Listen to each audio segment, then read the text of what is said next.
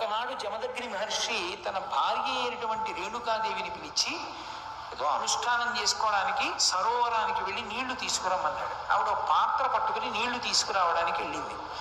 అక్కడికి చిత్రరథుడు అనబడేటటువంటి గంధర్వుడు తన భార్యలతో వచ్చి మెడలో పూలదండలు వేసుకుని జలక్రీడలు ఆడుతున్నాడు.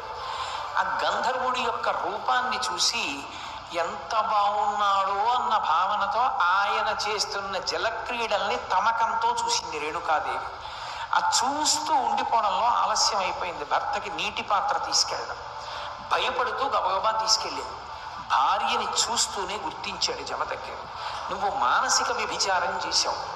మానసిక వ్యభిచారం చేసినటువంటి నువ్వు నాకు భార్యాస్థానంలో ఉండడానికి యోగ్యురాలివి కావు.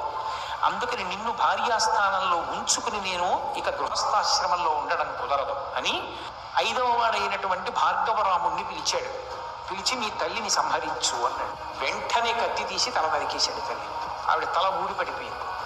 పడిపోగానే తండ్రి ప్రసన్నుడయ్యాడు. ఒరే, నేను చెప్పిన పని చేశావురా, నువ్వు చాలా చాలా సంతోషిస్తున్నా.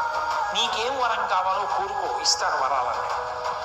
మా అమ్మ తిరిగి బ్రతకాలి, అది నా మొదటి కోరిక. బ్రతికిస్తున్నాను మీ అమ్మనన్నాడు.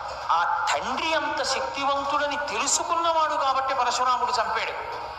సామాన్యమైనటువంటి వాళ్ళకి నిజంగా తండ్రి అంత శక్తివంతుడే అయినా తల్లిని అన్నల్ని చంపము.